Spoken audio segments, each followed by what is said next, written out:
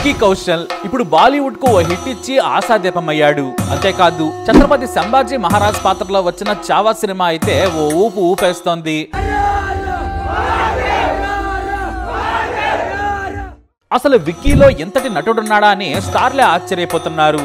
ఇక periodic drama అంటేనే ఎరగదీస్తాడనే పేరు ఎలాగూ ఉంది. అయితే చావాలో మాత్రం ఆయన యాక్టింగ్ లెవెల్ వేరు, కాన్లు కూడా దిగదుడిపే. ఆ బాడీ ట్రాన్స్ఫర్మేషన్ కానీ, డైలాగుల్లో వీరత్వం కానీ, యుద్ధంలో పౌరుషం, చావు ముందు కూడా ఆయన పలికించిన ఎమోషన్స్ నిజంగా సంభాజీ మహారాజ్నే చూస్తున్నామా అని ఆడియన్స్ ఆశ్చర్యపోతున్నారు. కొంతమంది ప్రేక్షకులైతే ఏకంగా థియేటర్ బయటకు వచ్చి కన్నీళ్లు పెట్టేసుకుంటున్నారు.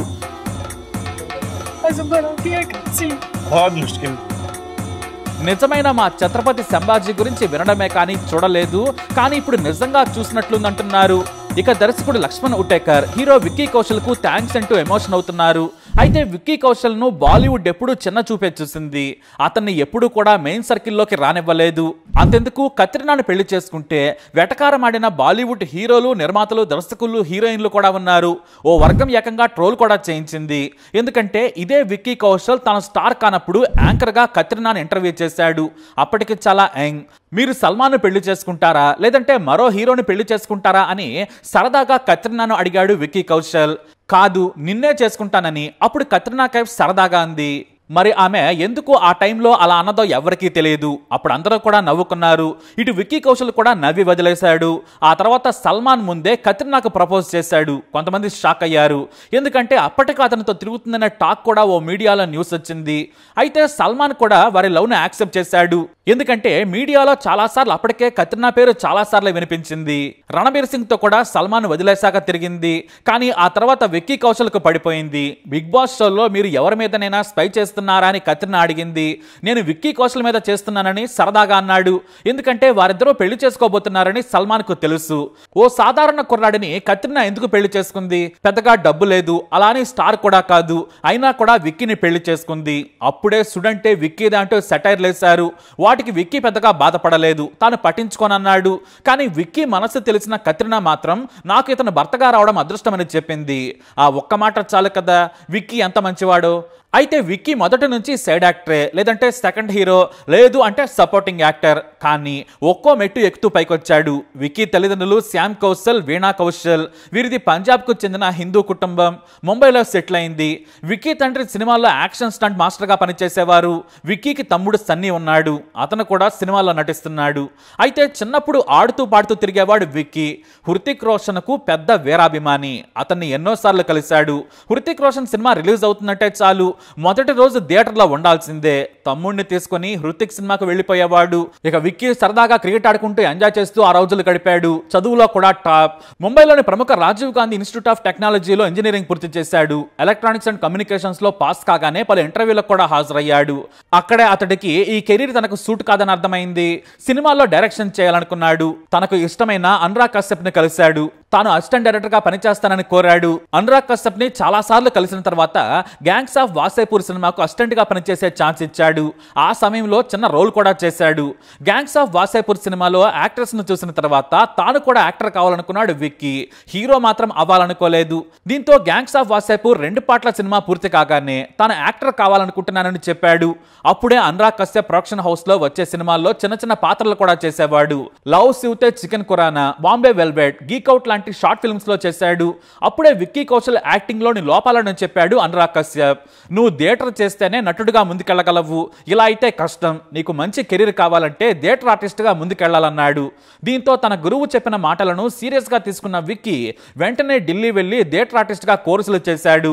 ఆ తర్వాత ముంబైలో కూడా పలు థియేటర్ డ్రామాల్లో నటించాడు. నజరుద్దీన్ షా లాంటి వారితో కూడా యాక్ట్ చేసి తనలోని స్కిల్స్ ను డెవలప్ చేసుకున్నాడు. అంతే, అతని జాతకం మారిపోయింది.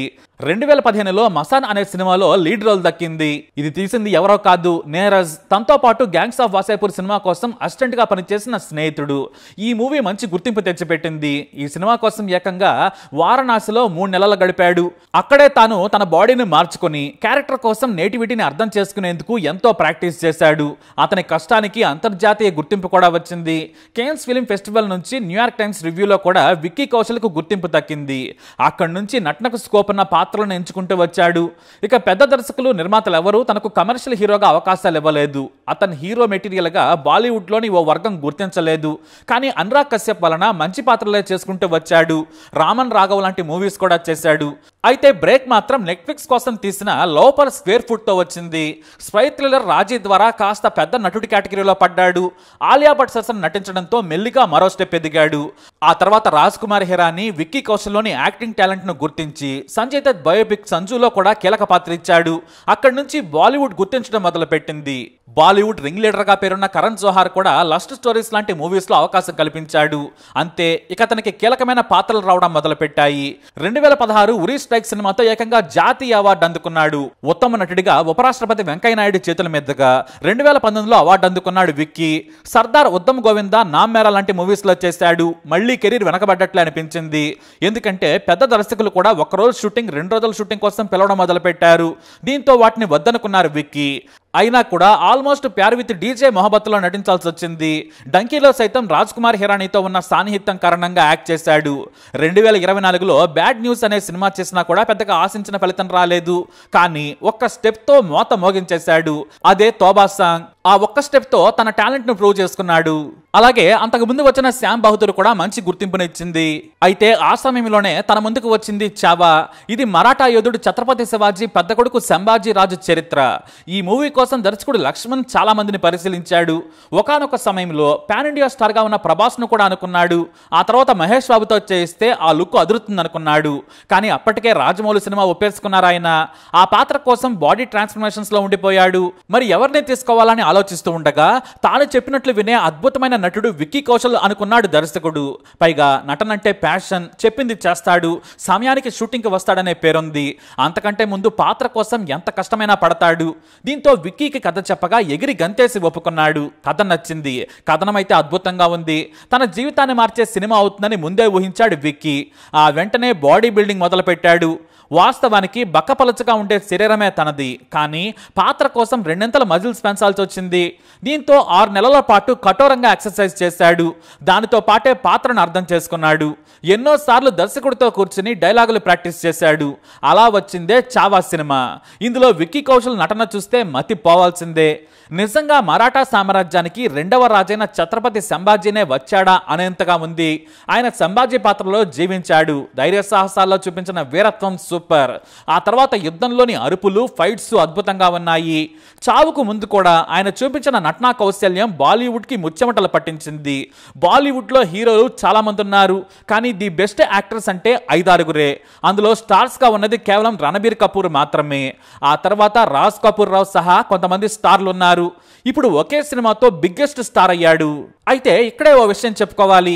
ఈ మూవీ కోసం అతి తక్కువ రెమ్యునరేషన్ తీసుకున్నాడట విక్కీ కౌశల్. కేవలం 5 కోట్ల రూపాయలు మాత్రమే. ఎందుకంటే సినిమా కోసం ఖర్చు పెట్టమని నిర్మాతలకు చెప్పాడట.